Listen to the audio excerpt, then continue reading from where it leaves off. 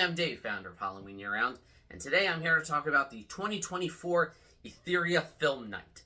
And you're probably wondering, if you're not familiar already, what is that? So Etheria is an annual film festival that takes place in Los Angeles that features horror, sci-fi, basically any genre film from female creators, directors, writers. It's a film festival, LA's full of them, but thanks to Shudder, every year for about a month, the films in their lineup are available to stream to all subscribers, which I really love because, let's face it, we all can't be in LA, and it's a great way to get more of these short films out to a wider audience, and, for us Shudder subscribers, see things that we wouldn't normally have been able to see. So every year, I like to go through them and kind of do, little mini reviews of each one.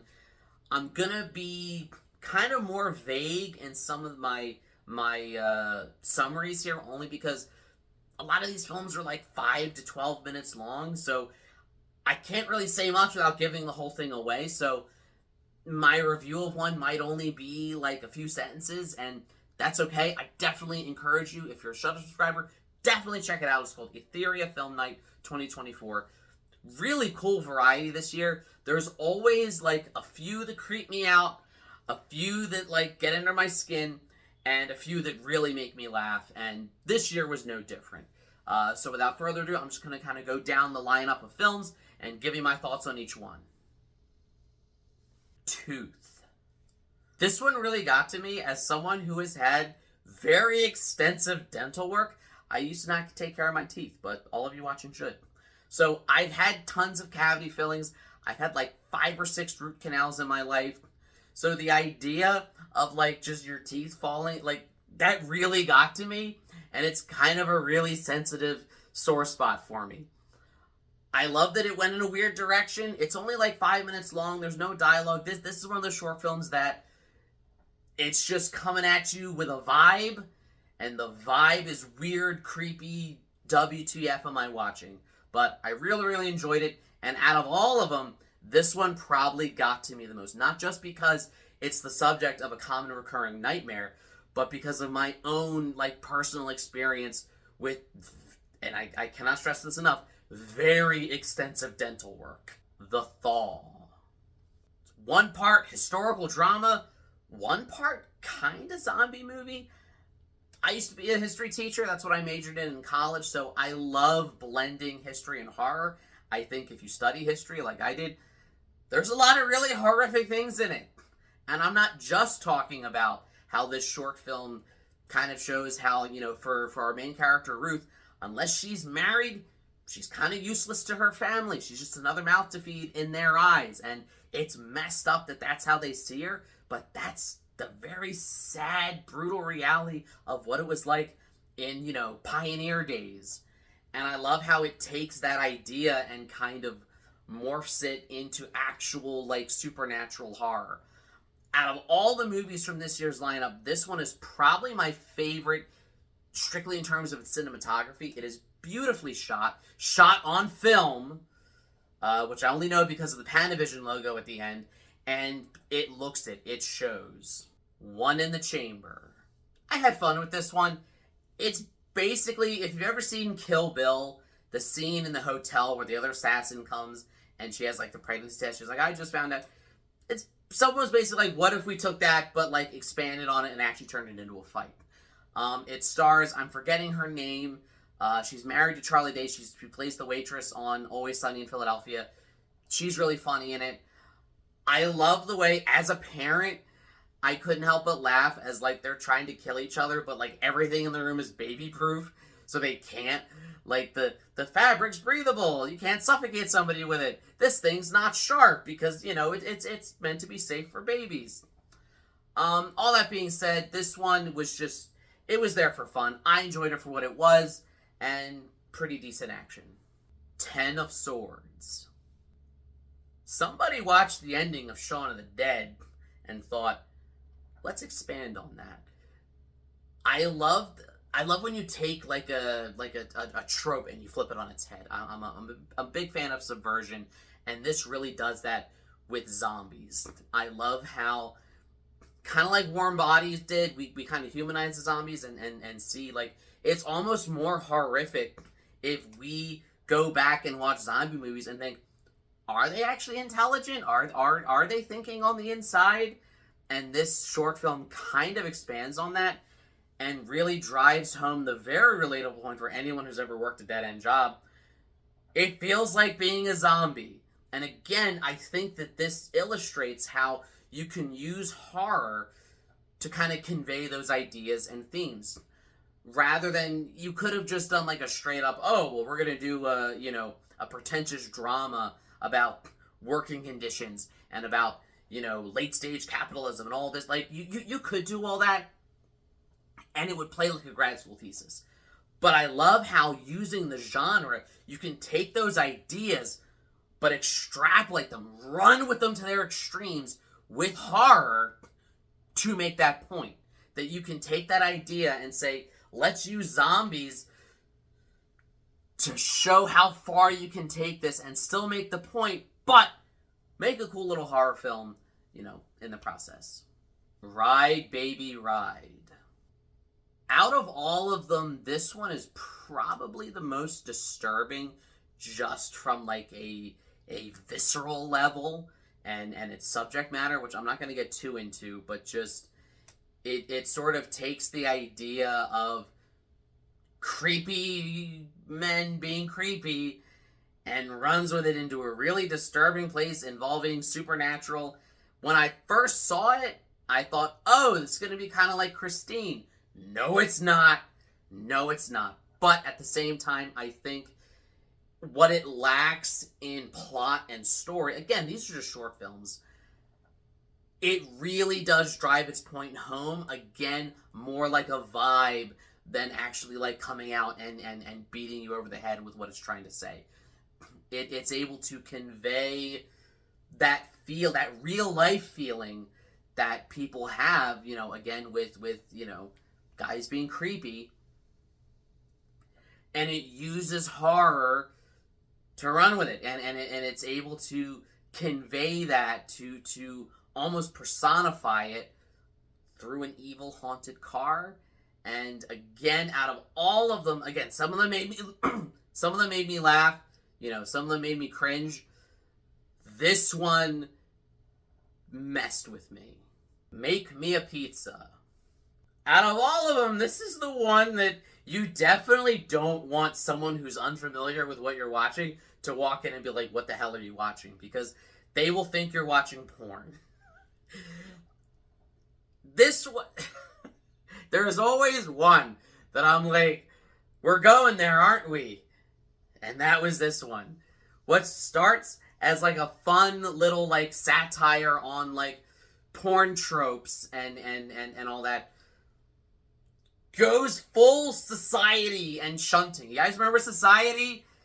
It goes there. It goes that surreal, but again with this just weird sense of humor. Out of all the movies I've seen in this lineup, Make Me a Pizza is the one I will remember for the longest, and I don't know if that's necessarily a good thing or a bad thing. I mean, it is if you're the one who made it, but that's the one that just was so out there, so bizarre, that I can't even just watch it, and if you watched it, and if you watched it, it started off that you're like, I could really go for a pizza right now. And then by the end of it, you weren't sure how you felt about pizza anymore. Maybe you were more in the mood for a pizza. And watching this short film somehow awoke something in you. Or maybe it had the opposite effect, and you realize that that's not how you like your pizza, and suddenly you're going to have a hard time eating pizza next time. But either way, no matter which response it gets, it will get a response. I feel like I need to speak with a therapist about the rest of my feelings of this movie. The Shadow Wrangler.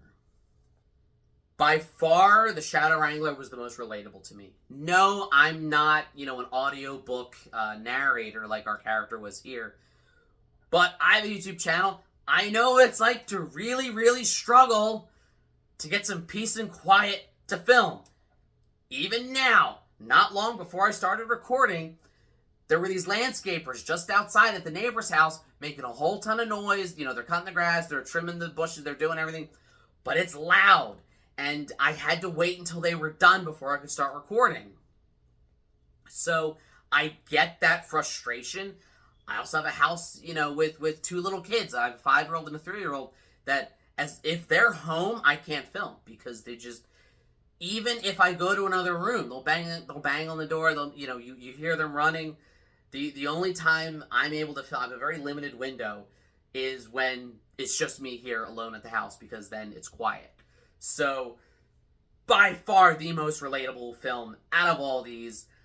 I also loved, again, as a creator, the way that she kind of, like, took elements and, like, neighbors from her personal life and, like, inserted them in, and, like, the more she was, like, obsessed with the work, the more she, like, put herself into it. Been there. Inked. This is why I don't have tattoos. Not because I think a weird centipede's gonna come out of my arm, or, like, you know, anything else, I don't get into spoilers, is gonna happen. But because I'm really weird about, like, I hate needles, and the idea of, like, a million little tiny needles could, like, it just, no, it freaks me out to even think about it. So, you will never see a tattoo on me for that simple reason. If you've ever seen the 1993 anthology horror movie Body Bags, there's a plot line involving an organ transplant, you know, with a murderer that kind of goes very awry. This reminded me of that a bit, but again, if I'm comparing it to everyone else, like I have been going through each of these films, this one is probably the most straightforward horror, in that it's just a mini movie. Like, this could very easily be a feature-length movie, and it kind of just hits the important beats and does the whole thing in maybe like 15 minutes. So I liked that it was quick and concise, and it told the whole story that felt like it kind of had like a beginning, middle, and end. In terms of story structure, it's the best out of all the films here. It's also the one that I feel like you could expand the most and do a lot with as a feature. Very creepy visuals. Love the body horror. I mean, I don't love body horror, creeps me out, but that's why I love it, because it does creep me out, like the aforementioned centipede scene. So I really, really liked what it did. Very, very effective, and just very creepy. A lot of the movies from here are kind of playing with the tropes, and they're coming in with satire, and that's always fun. That's great. I'm not saying they shouldn't. We need satirical horror. We need subversions and expectations to be, you know, thwarted. But I like that there's still room for just a really good, genuinely creepy, straightforward horror short film like this one. And finally, MLM. This one comes so close to even calling their leggings, I forget what they're, like, Lala or something. It's LuLaRoe. It's I can say it because I'm a YouTuber. They can't say it because they'd be sued. But what a brilliant and hilarious and clever satiric, again, we're back to satire, horror film that just strikes at the core of how cult-like these MLMs feel, and the really dark underside of it. Also, it's got Barbara Crampton. I mean, she's not the main character, but anytime you put Barbara Crampton in something, it automatically gets better. And it's the same case with this. I love how to anyone who's ever been in an MLM, you know, my wife used to sell, not LuLaRoe, but she was in, like, another one. And that was how it felt. Like, she'd always talk about, like, oh yeah, it's my upline, and oh, it's end of month close, and we have to hit all these sales goals numbers, or else. And I'm like, what happens if you don't? Well, if we don't, then all these terrible things happen. And I'm like, who sets the goals? We do. Well, if you're setting the goals, why do you need to set the goal? But that's all that it is. So, as much as, you know, a John Oliver bit on MLMs would be more informative, or a documentary or a news piece would be more informative, I think this is the best way to take it down, with horror, with comedy, and if you've seen it, you know what I mean, with the Axeman. Also, this one was directed by Bria Grant, who I've been a fan of since Heroes and Rob Zombie's Halloween 2. I'm really excited to see her directing movies now. I know she's done, like, a couple other shorts, she's done a feature, but would love to see more of her films in the future, especially horror movies. But hey, these are just my thoughts. Let me know in the comments, which one was your favorite? I don't really have a favorite out of all of them. I kind of told you like what I liked about each one. Inked is probably my favorite story-wise. Tooth is my favorite in how creepy it was. Make Me a Pizza was my favorite in that it was the most memorable. So I would love to hear your opinions, which ones you liked, which ones, you're going to remember. Leave a comment down below. Like, share, subscribe, all the YouTube stuff. If you don't, you may end up befalling any of the terrible fates, be it by becoming a pizza, getting chased by the Axeman, ending up in a creepy car, or, well, anything else that happened in any of these movies. And as always, every day is Halloween.